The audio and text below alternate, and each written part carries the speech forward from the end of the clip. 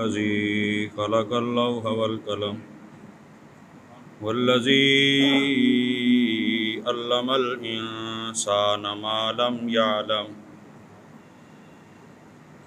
والصلاة والسلام على رسوله محمد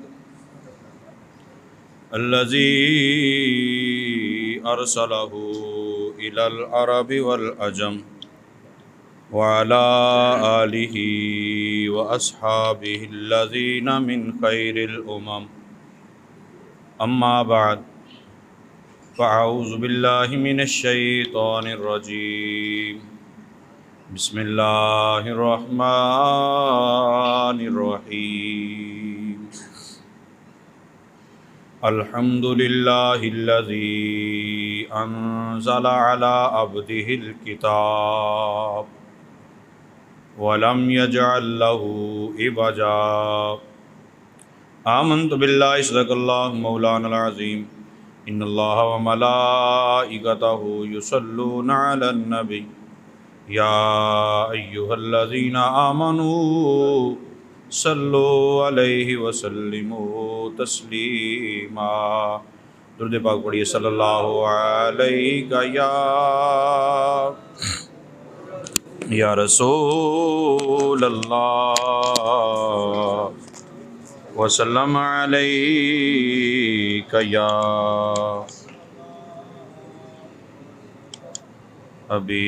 حبیب اللہ. سورہ کہف کی ابتدا میں نے پڑھی ہے. اللہ تعالیٰ نے ارشاد فرمایا الحمد للہ الذی انزل علی عبدہ الکتاب.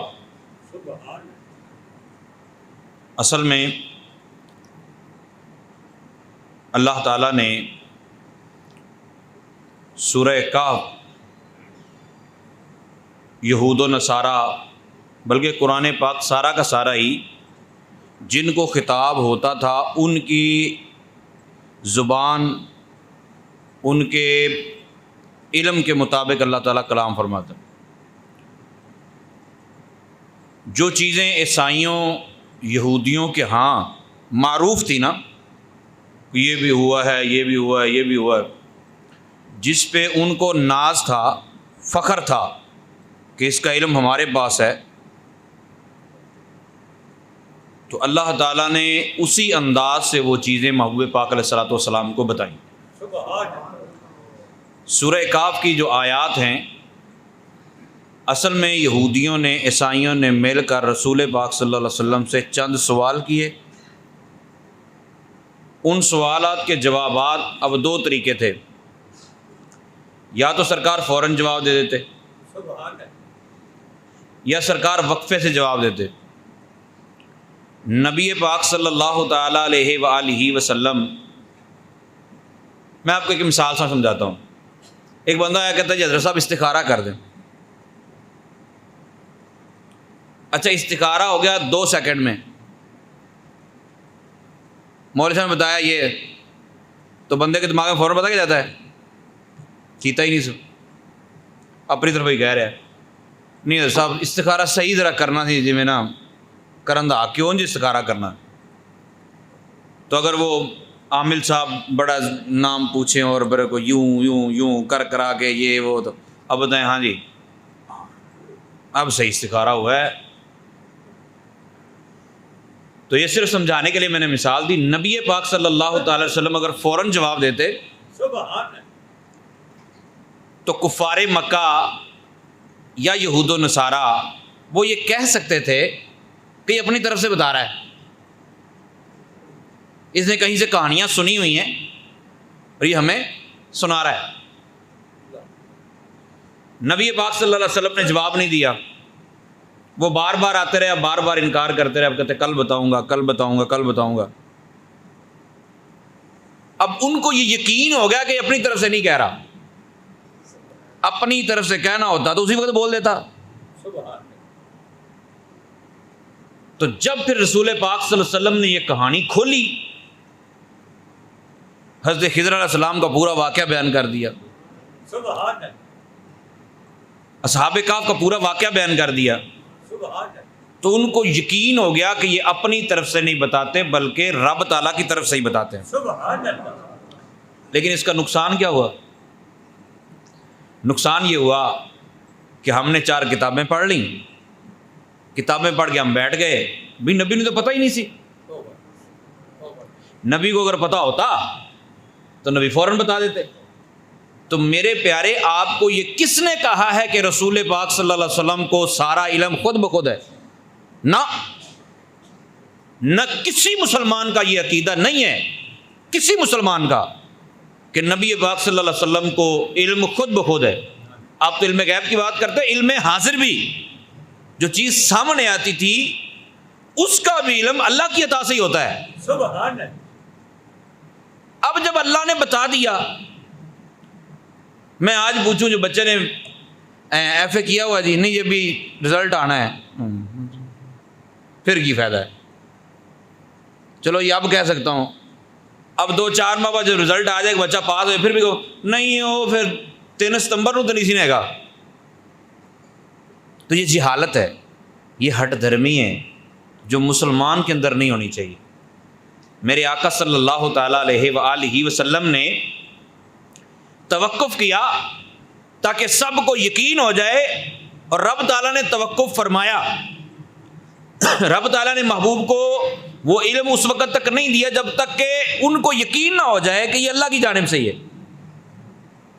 اپنے اپنے زاویے سے کوئی دیکھے گا تو ہمیں تو اس میں بھی سرکار کی شان ہی نظر آ رہی ہے، سبحان اللہ، کسی کو معاذ اللہ سرکار دو عالم صلی اللہ علیہ وسلم کی جہالت سمجھ آ رہی ہے۔ اللہ تعالیٰ محفوظ فرمائے۔ رب تعالیٰ نے ارشاد فرمایا، ساری تعریفیں اس ذات کے لیے ہیں، ساری تعریفیں اس ذات کے لیے ہیں جس نے اپنے خاص بندے پر، سبحان اللہ، ایک ہوتا ہے صرف بندہ، بندے تو سارے ہی ہیں، ایک ہوتا ہے اپنا بندہ۔ رب تعالیٰ نے فرمایا عبدی ہی، تمام تعریفیں اس ذات کے لیے جس نے اپنے بندے پر کتاب کو اتارا۔ اب جس کو رب اپنا کہے اس کی تو کیا ہی بات، سبحان اللہ، کتاب اتاری ہے، وَلَمْ يَجْعَلْ لَهُ عِوَجًا، اس کتاب کے اندر کوئی ٹیڑھ میڑھ نہیں ہے۔ قرآن پاک سارا کا سارا صاف شفاف ہے، نہ 2 آیتوں کا آپس میں تضاد ہے، نہ 2 آیتوں کا آپس میں کوئی مقابلہ ہے، نہ 2 آیتیں آپس میں ٹکرا رہی ہیں۔ ایسا آپ کو کہیں نہیں ملے گا کہ ایک آیت میں کوئی حکم ہے دوسری آیت میں کوئی حکم ہے، کہیں نہیں ملے گا۔ آپ کہیں گے مولوی صاحب ہیں جھگڑے کس بات کے ہیں؟ پھر ہر مسلک والا اپنے مطلب کی آیات پڑھتا ہے اور بیان کرتا ہے، تو جھگڑے تو پڑے ہوئے ہیں، قرآن کو پڑھنے کی وجہ سے پڑے ہوئے ہیں نا۔ ہر بندہ اپنے دلائل لے کے آتا ہے، ہر بندہ اپنی بات کرتا ہے، وہ قرآن سے دلیلیں دیتا ہے۔ یہ بات یاد رکھیے گا، قرآن ہدایت اس کو دیتا ہے جو محبت رسول کے اندر بس کر قرآن پاک کا مطالعہ کرتا ہے۔ سبحان اللہ،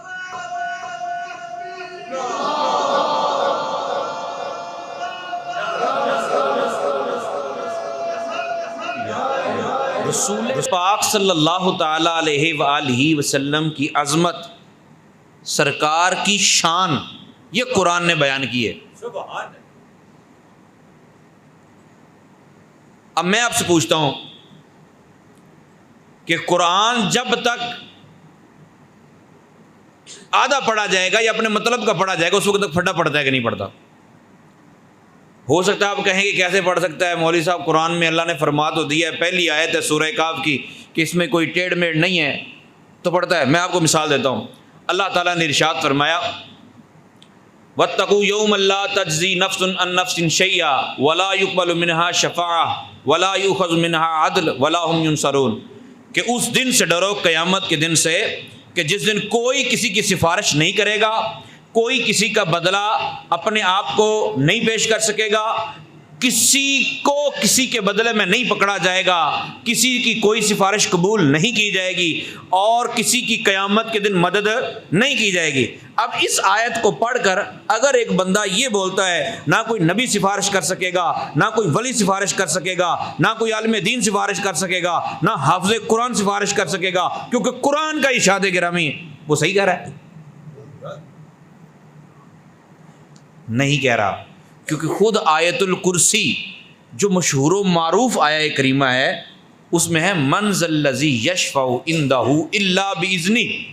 کون ہے اللہ کے ہاں کوئی سفارش کرے؟ کس کی جرت ہے کہ اللہ کے سامنے کھڑا ہو کر کسی کی سفارش کر دے؟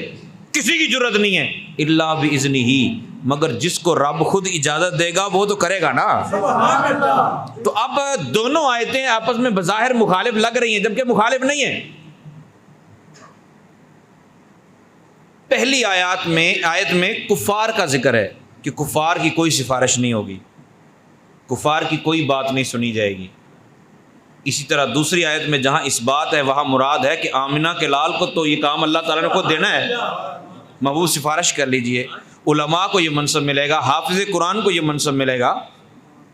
اسی طرح قرآن پاک کی مختلف آیات ہیں، کسی میں کوئی حکم ہے دوسری میں کوئی حکم ہے، تو یہ یاد رکھیے یا تو ناسخ منسوخ ہوتی ہے، ایک آیت کا حکم کچھ مدت کے لیے ہوتا ہے، پھر اس کے بعد دوسری آیت کا حکم شروع ہو جاتا ہے۔ تو اب بظاہر دیکھ کے یہ سمجھ لینا کہ یہ آیت اس آیت کے مخالف ہے، یہ پھر عقل مندی نہیں ہے۔ اس بارے میں ہمیں تحقیق کرنی ہوتی ہے، اس بارے میں ہمیں پڑھنا ہوتا ہے۔ صحابہ اکرام نے ہمیں بتایا، صحابہ نے تابعین کو، تابعین نے تبع تابعین کو، تبع تابعین نے آگے ائمہ مجتہدین کو بتایا، اور وہ چلتے چلتے بات ہم تک پہنچ چکی ہے کہ قرآن پاک کی کون سی آیت کا حکم کب تک ہے، کون سی آیت منسوخ ہو چکی ہے، اب حکم فلاں موجود ہے۔ تو قرآن پاک ایک دوسرے کی مخالفت نہیں کرتا۔ جہاں آپ کو مخالفت سمجھ آ رہی ہے وہ آپ کے ذہن کا قصور ہے، آپ کا ذہن ٹھیک ہونا چاہیے، قرآن پاک بالکل سارا کا سارا ٹھیک۔ اللہ تعالیٰ نے ارشاد فرمایا قیمہ، یہ کتاب لوگوں کی مصلحتوں کو قائم رکھنے والی ہے، یہ ایک ایسا قانون ہے، ایسا ضابطہ ہے جو قیامت تک قائم رکھے گا۔ لِيُنذِرَ بَأْسًا شَدِيدًا مِّن لَّدُنْهُ وَيُبَشِّرَ الْمُؤْمِنِينَ الَّذِينَ يَعْمَلُونَ الصَّالِحَاتِ أَنَّ لَهُمْ أَجْرًا حَسَنًا۔ رب تعالیٰ نے ارشاد فرمایا یہ نہایت معتدل کتاب ہے، اور یہ آئی کس لیے ہے کہ اللہ تعالیٰ کی طرف سے جو سخت عذاب آنے والے ہیں ان سے لوگوں کو ڈرائے اور مؤمنین کو خوشخبریاں سنائے۔ یہ قرآن مؤمنین کو خوشخبریاں سنانے کے لیے آیا ہے۔ یعملون الصالحات، مومن وہ ہیں جو نیک اعمال کرتے ہیں، اور ان لہم اجرا حسنا، ان کے لیے بڑا ہی سونا اجر ہے، بڑا ہی کمال کا اجر ہے۔ فرمایا ماکثین فیہ ابدا، جو جنت میں چلے جائیں گے، جو اچھے اجر میں پہنچیں گے، وہ ہمیشہ ہمیشہ پھر جنت میں ہی رہیں گے، نکلیں گے نہیں وہاں سے نکلنے کا تصور ہی نہیں ہے۔ بلکہ یہاں تک آتا ہے کہ جب جنتی جنت میں ہوں گے، جہنمی جہنم میں ہوں گے، تو آواز دی جائے گی، جنتیوں کو کہاں جائے، آؤ بھائی سارے ادھر آؤ، تو جنتی ڈرتے ڈرتے آئیں گی کہیں نکال ہی نہ دیا جائے، اور جہنمیوں کو بلایا جائے گا آؤ بھائی تسی بھی، یہ بھی آئیں گے، تو یہ خوشی خوشی آئیں گے، شاید نکلنے کا کوئی آرڈر ملا ہے۔ تو جب یہ دونوں کناروں پر پہنچیں گے تو ان کے درمیان میں مینڈا لایا جائے گا، مینڈا دمبا مینڈا لایا جائے گا، اور ان سے کہا جائے گا جانتے یہ کیا ہے؟ انہوں نے کہا نہیں جی۔ رب تعالیٰ فرمائے گا یہ موت ہے، یہ موت ہے، پھر اس کو ذبح کر دیا جائے اور کہا جائے گا آج کے بعد جو جہاں ہے وہیں رہے گا، ہمیشہ ہمیشہ وہیں رہنا ہے، جنتی جنت میں، جہنمی جہنم میں۔ اس وقت سے بڑی حسرت والی بات کبھی نہیں ہوگی کہ امیدیں ٹوٹ جائیں گی کہ اب کوئی جہنمی جہنم سے نکل کر جنت میں نہیں جا سکے گا، اور جنتیوں کی خوشی کا ٹھکانہ نہیں ہوگا کہ آج کے بعد کوئی جنت سے نہیں نکلے گا۔ تو یہ قرآن پاک ڈرانے کے لیے ہے۔ وَيُنذِرَ الَّذِينَ قَالُوا اتَّخَذَ اللَّهُ وَلَدًا، رب تعالیٰ نے ارشاد فرمایا، پہلے کہا الحمدللہ الذی انزل علی عبدہ الکتاب، ساری تعریفیں اس ذات کے لیے جس نے اپنے بندے پر کتاب اتاری، نبی پاک صلی اللہ تعالیٰ علیہ وسلم کا ذکر کیا. اچھا یہ ساری باتیں اللہ اس وقت فرما رہا ہے جب سب نے سوال پوچھے تھے اور سرکار نے جواب نہیں دیے تھے. اب اللہ تعالیٰ پہلے محبوب کی عظمت کو اجاگر کر رہا ہے, محبوب کی عظمت کی باتیں کر رہا ہے. اللہ تعالیٰ نے ارشاد فرمایا کہ یہ کتاب ان لوگوں کو ڈرانے کے لیے آئی ہے جو اللہ تعالیٰ کا بیٹا سمجھتے ہیں لوگوں کو. حضرت عزیر کو اللہ کا بیٹا سمجھتے ہیں, حضرت عیسیٰ علیہ السلام کو اللہ کا بیٹا مانتے ہیں. اور رب تعالیٰ نے ارشاد فرمایا تم کیسے لوگ ہو. عیسیٰ علیہ السلام تشریف لاتے ہیں, عیسیٰ علیہ السلام اپنی امت کو اکٹھا کرتے ہیں. عیسیٰ علیہ السلام اپنی امت, کیونکہ عیسائی جانتے تھے, عیسائیوں کو پتہ تھا, عیسائیوں کو سب پتہ تھا. یہ ہمارے بعض اوقات ہمیں نہیں پتہ چلتا یا ہم سیرت کا اس طرح مطالعہ نہیں کرتے, وگرنہ عیسائیوں کو اس طرح یاد تھا جس طرح لوگوں کو اپنے بچے یاد ہوتے ہیں نا, ان کے دانت نہیں دیکھنے پڑتے, ان کے پہچان نہیں کرنی پڑتی, بعضوں کو ڈیٹے ویسے ہی یاد ہوتی ہیں, پتہ ہوتا ہے کون کس سے بڑا ہے کس سے نہیں بڑا, کس سے چھوٹا ہے کس سے بڑا, سارا پتہ ہوتا ہے. عیسائی اور یہودی میرے آقا صلی اللہ تعالی علیہ وسلم کو اپنی اولاد سے بھی بہتر جانتے تھے. کہاں پیدا ہوں گے, جب پیدا ہوں گے کون کون سی نشانیاں ظاہر ہوں گی, جب پیدا ہوں گے کون سا ستارہ ڈوب جائے گا, جب پیدا ہوں گے تو کیا ہوگا, جب پیدا ہوں گے تو کہاں پیدا ہوں گے, جب آئیں گے تو کہاں آئیں گے, یہ ساری چیزیں ان کو پتہ تھی. ایک سانپ نے اللہ کے کسی نبی کی گفتگو سنی اور آمنہ کے لال کا تذکرہ سنا. تو نبی پاک صلی اللہ تعالیٰ علیہ وآلہ وسلم کا تذکرہ سن کے سانپ اپنے نبی سے مخاطب ہوا, کہنے لگا کہ ان کی کوئی زیارت کی جگہ بھی بن سکتی ہے, کوئی زیارت کا حساب کتاب بھی لگ سکتا ہے. تو انہوں نے کہا ہاں لگ سکتا ہے. انہوں نے کہا کہ تو کہاں ملاقات ہوگی. تو اللہ کے نبی نے یہ بتایا کہ تم فلاں غار میں پہنچو جس کو دنیا آج غار سور کے نام سے یاد کرتی ہے, فلاں غار میں پہنچو, وہاں وہ ہجرت کی رات ٹھہریں گے. سوچنے والی بات ہے نا. اچھا یہ وہاں پہنچ گیا سانپ پہنچا, پھر حضرت صدیق اکبر رضی اللہ تعالی عنہ کو جب اس نے ڈسا, جس کا اور زندگی کا مقصد ہی کوئی نہیں تھا سوائے دیدار محبوب کے, وہ کیوں نہ ڈستا, اس نے ڈس لیا. جب ایڑی پیچھے ہٹائی یا انگوٹھا تھا تو انگوٹھا پیچھے ہٹایا, نبی پاک صلی اللہ تعالی وسلم نے اس سے پوچھا, تو اس نے کہا جی 500 سال ہو گئے مجھے یہاں, 500 سال سے میں یہاں آپ کے انتظار میں ہوں, اور آج جناب جو پہرے دار تھا اس نے انگوٹھا رکھ دیا کہ میں نے دیکھنے نہیں دینا. تو میں معذرت خواہ ہوں کہ میں نے تکلیف دی, لیکن میری زندگی کا مقصد یہ تھا. تو نبی پاک صلی اللہ تعالیٰ علیہ وآلہ وسلم کے بارے میں یہود و نصارہ بڑے اچھے طریقے سے جانتے تھے, بڑے اچھے طریقے سے. نبی پاک صلی اللہ تعالیٰ علیہ وآلہ وسلم کے بارے میں یہودی بھی جانتے, عیسائی بھی جانتے. رب تعالیٰ نے ارشاد فرمایا جب میں نے اپنے اتنے پیارے بندے کو اپنا بیٹا نہیں بنایا تو کسی اور کو کیوں بناؤں گا. جب میرا اتنا قریبی کہ عیسیٰ علیہ السلام کہتے ہیں, عیسیٰ علیہ السلام نے خطاب کیا, امت کو خطاب کیا کہ میں جا رہا ہوں, میری زندگی کے 2 ہی مقصد تھے, میرے آنے کے 2 ہی مقصد تھے, مبشرم برسول یاتی من بعد اسمہ احمد. ایک تو یہ تھا کہ تورات کا بتانا تھا, دوسرا یہ ہے کہ میری زندگی کا ایک خاص مقصد تھا, وہ یہ ہے کہ میں تو تمہیں خوشخبری دینے کے لیے آیا تھا کہ میں آیا ہوں, اب میں جانے والا ہوں, میرے بعد وہ آئے گا جس کا نام اللہ نے احمد رکھا ہے. اب عیسیٰ علیہ السلام تو آ کے ان کی تعریف و توصیف کرتے ہیں. ایک کھڑا ہوا, اس نے کھڑا ہوئے کہا اے عیسیٰ آپ اتنے بڑے رتبے کے باوجود, آپ کو بغیر باپ کے رب نے پیدا کیا, اتنے بڑے رتبے کے باوجود, اتنی شان کے باوجود, اتنی عظمت کے باوجود آپ بھی انہی کی بات کر رہے ہیں, آپ بھی کہہ رہے ہیں کہ انہی کا کلمہ پڑھ لینا, آپ بھی کہہ رہے ہیں کہ میرے جانے کے بعد اسی کی تصدیق کرنا. یہ کون سی بات ہو گئی, اتنی شان ہے ان کی. عیسیٰ علیہ السلام نے فرمایا ہاں میں عیسیٰ نبی آخر الزماں کے جوتے, جو وہ جوتے جو وہ نالین پہنیں گے, ان کے تسمے باندھنے کی اگر مجھے توفیق مل جائے تو یہ میرے لیے اعزاز ہوگا.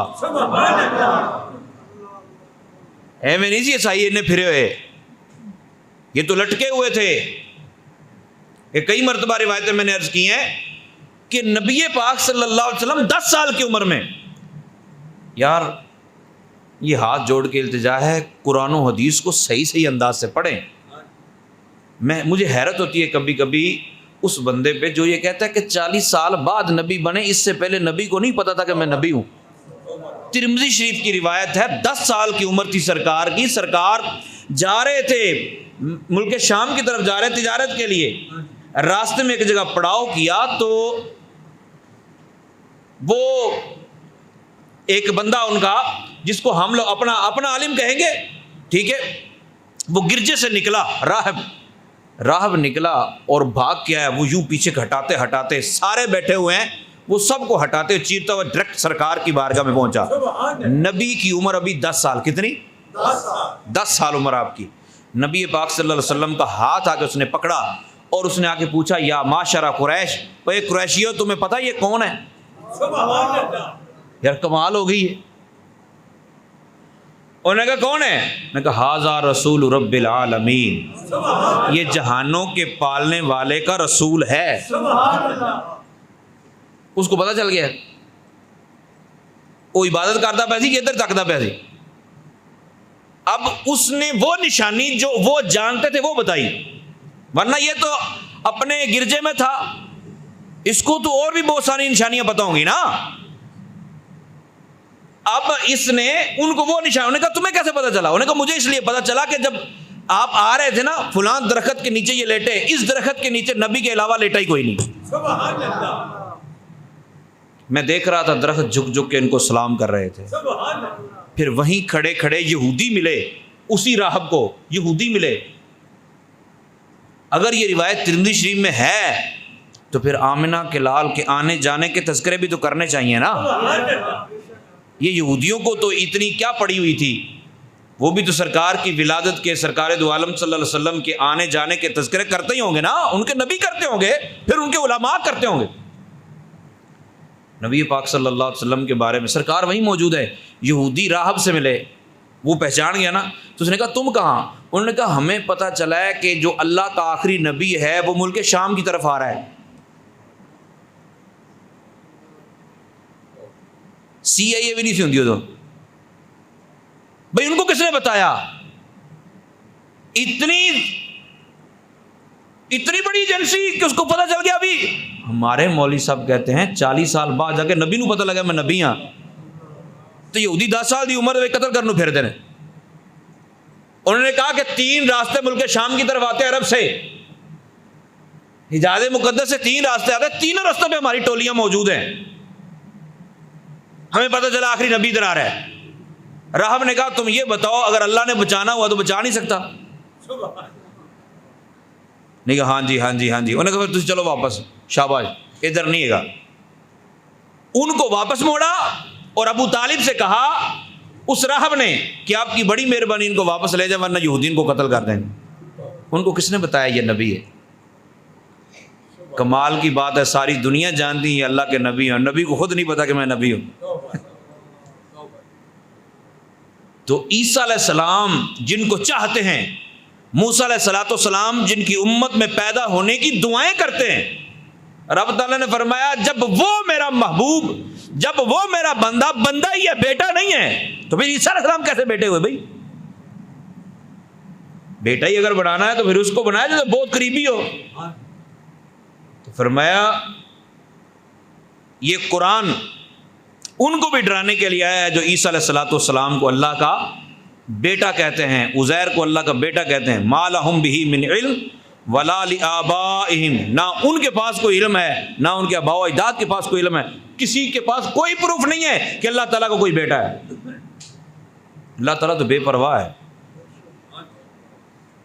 کبرت کلمۃ تخرج من افواہہم، رب تعالیٰ نے فرمایا کتنی بڑی بڑی باتیں وڈیاں وڈیاں چھڑ جاندے ہیں کہ اللہ کا بیٹا ہے جی عیسیٰ علیہ السلام، عزیر اللہ کے بیٹے ہیں جی، بڑی بڑی باتیں چھوڑ جاتے ہیں. فرشتے اللہ تعالیٰ کی بیٹیاں ہیں معاذ اللہ. رب تعالیٰ نے فرمایا یہ بہت بری بات ہے. ان یقولون الا کاذبا، یہ جتنی باتیں کرتے ہیں سارے باتیں جھوٹی کرتے ہیں. اور اللہ تعالیٰ نے پھر محبوب سے بھلا کیا کہا، اب ظاہر ہے یہودی نصرانی رسول پاک صلی اللہ علیہ وسلم کو اذیت بھی دے رہے تھے، پریشان بھی کر رہے تھے. اب ادھر سرکار دو عالم صلی اللہ علیہ وسلم کی حالت بھلا کیا ہے. میں آپ کو ایک سمجھنے کے لیے ایک مثال عرض کرتا ہوں. آپ اپنے ایک بچے کو ساتھ لے کر جا رہے ہوں یا کبھی تجربہ کیجیے گاڑی پہ چلتے چلتے ویسے ہی اپنے ایک بچے کو اتار دیں تو چھوٹا بچہ بعد کو رونا شروع کر دیتا ہے. وہ میرے بھائی کو بھی ساتھ لے لیں. اماں کو چھوڑ کے ابا جا رہا ہو تو اماں کو بھی ساتھ لے لیں. تو بچے آپس میں محبت، لڑائی جھگڑا اپنی جگہ پر، مگر آپ ایک بچے کو چھوڑ کے نکلیں گے دوسرا رونا شروع کر دیتا ہے، اس کو کیوں چھوڑ کے جا رہے ہیں، نہیں میں نے اس کو بھی ساتھ لے کے جانا. تو اس کیفیت کو ماں باپ دو نظروں سے دیکھ سکتے ہیں. اگر تو واقعی سنجیدگی سے چھوڑ کے جا رہے ہیں، اس کو ایک دو مرتبہ سمجھائیں گے نہیں تو ایک لگائیں گے، تمہیں شرم نہیں آتی، انہوں نہیں لے کے جانا تو وہ دکھائے، وہ تو بغیر رہ نہیں سکتا، تو مرنا پہ ہے. لیکن اگر محبت کی نگاہ سے بندہ دیکھے، پیار سے دیکھے، تو پھر جملے یوں نہیں ہوں گے. پھر جملے ہوں گے کہ آپ کیوں اتنے پریشان ہو رہے ہیں، آپ اتنی ٹینشن کیوں لے رہے ہیں. پھر اس کو بھی دلاسے ہوں گے. آج سے کافی سال پہلے کی بات ہے، یہاں کھڈیاں میں کسی خطیب صاحب نے خطاب کرتے ہوئے یہ جملے بولے تھے کہ نبی صلی اللہ علیہ وسلم تو خودکشی کرنے لگے تھے.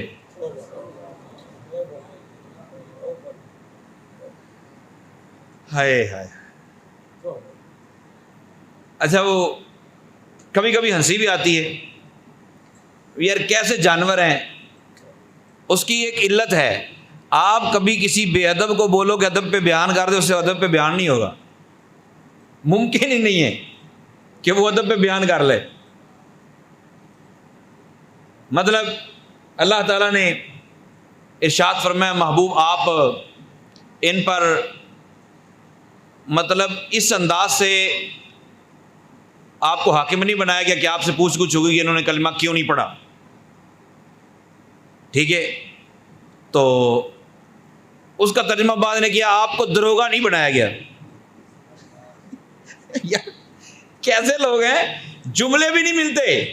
ہم تو یو کا معنی تم نہیں کریں گے، ابا جی کے لیے آپ کریں گے ترجمہ ہیں. لیکن جو بے ادب ہے اس کو آپ بولو کہ ادب کی زبان سنائے، ممکن ہی نہیں ہے. قرآن پاک کی آیت ہے، اللہ تعالیٰ نے ارشاد فرمایا فَلَعَلَّكَ بَاخِعٌ نَفْسَكَ عَلَىٰ آثَارِهِمْ. اللہ اکبر. إِن لَّمْ يُؤْمِنُوا بِهَٰذَا الْحَدِيثِ أَسَفًا.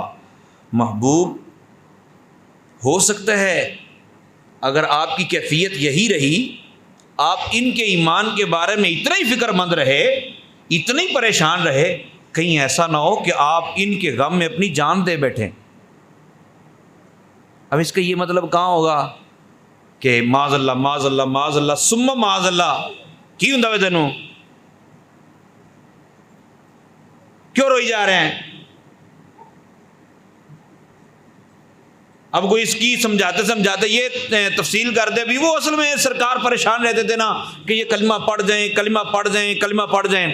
یا وہ ایک روایت یوں سناتے ہیں کہ رسول پاک صلی اللہ علیہ وسلم پر وحی نہیں اتر رہی تھی، وہی رکی ہوئی تھی، تو رسول پاک صلی اللہ تعالیٰ علیہ وسلم پہاڑ پر چڑھ کر یوں دل کرتا تھا چھلانگ لگا دوں. حالانکہ کیفیت یہ ہے کہ نبی پاک صلی اللہ تعالیٰ علیہ وسلم جب تشریف لے کے جاتے غار کی طرف اور وہی ان دنوں نہیں اتر رہی تھی تو محبوب سے ملاقات نہیں تھی، اللہ تعالیٰ سے ہم کلام ہونے کا سلسلہ نہیں تھا. تو محبوب پاک علیہ الصلوۃ والسلام ایک وجدانی کیفیت میں ہوتے تھے. اب اس کو یہ کہنا کہ خودکشی کر لیں یا اس کا مطلب یہ بیان کرنا کہ نبی تم خودکشی کر رہے ہو اینا دے چکر چننا نہ پو نہ یہ اللہ نے دلاسا دیا. محبوب آپ کیوں پریشان ہوتے ہیں، آپ کی ذمہ داری نہیں ہے. یہ اگر کلمہ نہیں پڑھیں گے تو آپ کی ذمہ داری نہیں ہے. جو آپ کا ہو جائے گا، جو آپ کے ساتھ چلے گا، جو آپ سے محبت کرے گا، جو آپ کے نقش قدم پہ چلے گا، جو آپ کا دامن پکڑے گا، اسے نجات مل جائے گی. لیکن جو آپ سے دور ہے محبوب اسے جانے دیجیے. اپنے آپ کو کیوں پریشان کرتے ہیں آپ؟ اور محبوب کیسے پریشان ہوتے تھے؟ کبھی آپ نے ایسا بندہ اپنے علاقوں میں دیکھا ہوگا جس کو لوگ تانے دیتے ہوں، مذاق مسخری کرتے ہوں، ٹھیک، اذیتیں دیتے ہوں، نعوذ باللہ من ذالک، میرے آقا صلی اللہ تعالیٰ علیہ وآلہ وسلم مکے کے بازاروں میں اس طرح پریشان کیے جاتے تھے، اس طرح اذیتیں دی جاتی تھیں، پتھر مارے جاتے تھے، آپ کے پیشانی خون سے لبریز ہو جاتی تھی، بعض اوقات جسم سے خون بہتا تو آپ کے نالین خون سے بھر جاتے تھے، لیکن اس کے باوجود میرے آقا صلی اللہ تعالیٰ علیہ وسلم دعائیں کرتے تھے۔ ایک مرتبہ ایسا ہوا کہ صحابہ نے عرض کی، یا رسول اللہ یہ اتنی اذیت دیتے ہیں، اتنی اذیت دیتے ہیں، اتنی اذیت دیتے ہیں، آپ ان کے لیے دعائے ضرر کر دیں، جس کو ہم بد دعا کہتے ہیں، دعا کریں تباہ ہو جائیں سارے۔ رحمت عالم صلی اللہ علیہ وسلم نے ہاتھ اٹھائے، سبحان اللہ، اب جن کو پتا تھا دعائیں قبول ہوتی ہیں انہیں اللہ بھی آج کام بڑھ گئی، صفایا ہی ہو جائے گا سارا، ہوا ہے، وہ پہلی دفعہ ہے، اللہ کے نبیوں نے دعائیں کی ہیں، تباہیاں پھیلی ہیں، قومیں صفائے ہستی سے مٹ گئی، نام و نشان مٹ گیا، لیکن آمنہ کے لال نے دعا کے لیے ہاتھ اٹھائے۔ سبحان اللہ، اب صحابہ منتظر ہیں کہ دعا ہوگی، عذاب آئے گا، تباہ ہو جائیں گے سارے۔ میرے آقا صلی اللہ تعالیٰ علیہ وسلم نے التجا کی، مولا کریم اللہم اہد قومی، مولا کریم میری قوم کو ہدایت دے دے، یہ مجھے جانتی نہیں ہے، سبحان اللہ، یہ مجھے جانتے نہیں ہیں، ان کو آپ مولا ہدایت دے دے۔ تو نبی پاک صلی اللہ تعالی وسلم امت کے لیے اتنا فکر مند رہتے، اتنے درد مند رہتے۔ ہمارے ہاں ابھی دیکھیں نا، اندھیرا چھا جاتا ہے، ہم پرسکون ہوتے ہیں، فکر فاقہ ہی کوئی نہیں، اب جھٹکے زلزلے جھٹکے نا ذرا تھوڑے ہلنے جلنے اسی بھی، باقی اپن کو نہیں پتا لگتا، ادھر آئی ادھر گئی، ادھر آئی ادھر گئی، ہاں زلزلے جھٹکا لگے لا الہ الا اللہ، لا الہ الا اللہ، وہ تو پھر صرف لا الہ الا اللہ ہی ہوندی، ٹھیک ہے، اور بھاگ کے باہر ایسے آ جاتا ہے جیسے اب کچھ نہیں ہوگا۔ میرے پیارے، زمینیں پھٹتی ہیں، پوری وادیاں اندر چلی جاتی ہیں۔ یہ تو کلمہ اس وقت پڑھنا چاہیے جب کلمہ پڑھنے کا ٹائم ہو، لیکن پھر بھی اچھا ہے، چلو ڈر کے وقت کلمہ تو یاد آتا ہے، تو ہمیں کلمہ یاد آتا ہے۔ میرے آقا صلی اللہ علیہ وسلم کی کیفیت کیا تھی؟ سرکار دو عالم صلی اللہ تعالی علیہ وسلم جب آسمان پہ بادل آتے نا تو آپ پریشان ہو جاتے، اس باپ کی طرح جس باپ کا بچہ نہ مل رہا ہو، یہ صرف سمجھانے کے لیے بول رہا ہوں، اس ماں کی طرح جس کا بچہ صبح سے گھر نہ آیا اور وہ پریشان ہو، اس کو روٹی یاد رہتی ہے، اس کو کھانا یاد رہتا ہے نہ، کبھی اندر کبھی باہر، کبھی اندر کبھی باہر۔ سیدہ عائشہ صدیقہ رضی اللہ تعالیٰ عنہا نے عرض کی، یا رسول اللہ صلی اللہ علیہ وسلم آپ کیوں پریشان ہوتے ہیں؟ میں نے کئی مرتبہ دیکھا جب آسمان پہ بادل آتے ہیں تو آپ پریشان ہو جاتے ہیں، حالانکہ بادل آنے سے تو بارش اترتی ہے، اس میں پریشان ہونے والی بات ہی نہیں ہے۔ میرے آقا صلی اللہ علیہ وسلم نے ارشاد فرمایا، عائشہ جب بھی آسمان پہ بادل آتے ہیں مجھے اپنی گناہ گار امت یاد آ جاتی ہے۔ اچھا، گناہ گار امت یعنی وہ لوگ جو ابھی کلمہ نہیں پڑھے، وہ بھی یاد آ جاتے ہیں۔ سرکار دو عالم صلی اللہ علیہ وسلم نہیں چاہتے تباہ ہو جائیں، سرکار چاہتے ہیں کلمہ پڑھ کے جنت میں چلے جائیں۔ تو رسول پاک صلی اللہ تعالی علیہ وسلم نے کہا کہ ایک قوم پر اسی طرح عذاب آیا تھا، ان پر بادل اکٹھے ہوئے اور قوم اپنے نبی کی نافرمانی کرتے ہوئے یہ کہہ کر نیچے چلی گئی، تم تو کہتے تھے آگ کا عذاب آئے گا، عذاب تو نہیں آیا، اللہ تعالیٰ نے ہمارے اوپر مہربانی کر دی ہے، دیکھو بادل آیا ہے، بادل کے نیچے سارے جمع ہوئے۔ فطرت یہ ہے کہ بادل سے پانی برستا ہے، لیکن اللہ تعالیٰ کی قدرت یہ تھی کہ اسی بادل سے آگ برسی اور اس قوم کو جلا کر راکھ کر دیا۔ مجھے ڈر یہ لگتا ہے کہ میری امت گناہ گار ہے، میری امت کہیں تباہ نہ ہو جائے۔ سرکار دو عالم صلی اللہ علیہ وسلم تو یہ دعائیں کرتے رہے، التجائیں کرتے رہے کہ مولا میری امت، میری امت، میری امت، میری امت، میری امت۔ دو طرح کے الفاظ ملتے ہیں، ایک تو یہ ہے اللہم اغفر لامتی، مولا کریم میری امت کی بخشش کر دے، ایک الفاظ یہ ہیں رب ہب لی امتی، مولا کریم میری امت کا معاملہ میرے ہی حوالے کر دے، میری امت کا معاملہ میرے ہی حوالے کر دے، میں جس طرح کروں ویسے ہی ہو جائے۔ اور اللہ تعالیٰ نے دونوں شانیں عطا فرمائی ہیں۔ کچھ امتی ہیں 49 ارب امتی ایسے ہیں جن کا معاملہ سرکار کے حوالے ہے۔ اب سرکار کے حوالے ہوگا تو حساب تھوڑا ہی ہوگا۔ 49 ارب سرکار کے امتی سرکار کے وسیلے سے بغیر حساب کے جنت میں جائیں گے۔ اور پھر باقی امت کے بارے میں اللہ تعالیٰ نے فرمایا کہ محبوب تیری سفارش قبول کی جائے گی، تو کہے گا میں اس کی بخشش کر دوں گا۔ تو میرے پیارے، جس آقا صلی اللہ تعالیٰ علیہ وآلہ وسلم نے دن بر رات ہمارے لیے دعائیں کیں. رات میں نے عرض کیا تھا کہ جو بندہ اپنے محسن کا شکریہ ادا نہیں کر سکتا، یہ حدیث پاک ہے، جو بندہ اپنے محسن کا، احسان کرنے والے کا دنیا میں انسان کا شکریہ ادا نہیں کر سکتا، وہ بندہ کبھی رب کا شکریہ ادا نہیں کر سکتا. تو محسن ہمارا باپ بھی ہے، ہمارا استاد بھی ہے، استاد بھی محسن ہوتا ہے، باپ بھی محسن ہوتا ہے، ٹھیک ہے، بہت سارے محسنین ہمارے ہوتے ہیں، لیکن کائنات میں سب سے بڑے محسن جن کو اللہ نے بنایا ہے وہ میرے اور آپ کے آقا صلی اللہ علیہ وسلم کی ذات گرامی. وگرنہ صبح سے لے کر شام تک جتنے کرتوت ہم کرتے ہیں نا، ان کرتوتوں کی بنا پر اگر اسی طرح عذاب ہوتے جس طرح پہلی امتوں پر ہوئے تو ہم میں سے کئی خنزیر بن چکے ہوتے، کئی بندر بن چکے ہوتے، اور کئیوں کی بستیاں اجڑ جاتی. یہ آمنہ کے لال کا وسیلہ ہے جو ہم بچے ہوئے. تو ایسا نہ ہو کہ ہماری وجہ سے کل بروز قیامت رحمت عالم صلی اللہ علیہ وسلم کو اذیت کا سامنا کرنا پڑے، مصیبت کا سامنا کرنا پڑے. ہمیں نبی پاک صلی اللہ علیہ وسلم کی اطاعت و فرما برداری میں زندگی بسر کرنی ہے، اور سرکار کی محبت میں زندگی بسر کرنی ہے. سرکار کی محبت کا سب سے آسان ذریعہ جو ہے وہ یہ ہے کہ کثرت کے ساتھ چلتے پھرتے اٹھتے بیٹھتے محبوب پاک علیہ الصلوۃ والسلام کی بارگاہ میں درود و سلام کے نذرانے پیش کیے جائیں. صلی اللہ علیہ وسلم، صلی اللہ علی محمد، صلی اللہ علیہ وسلم. یہ بھی درود ہے، الصلوۃ والسلام علیک یا رسول اللہ. یہ بھی درود جو آپ کو اچھا لگے، جو درود بھی آپ کو اچھا لگے آپ وہ پڑھتے رہیے. اللہ تعالیٰ کا قرب بھی ملے گا، محبوب کا قرب بھی ملے گا. انشاءاللہ آگے والی باتیں پھر اگلے جمعے عرض کروں گا. اللہ عمل کی توفیق عطا فرمائے. آمین بجاہ النبی.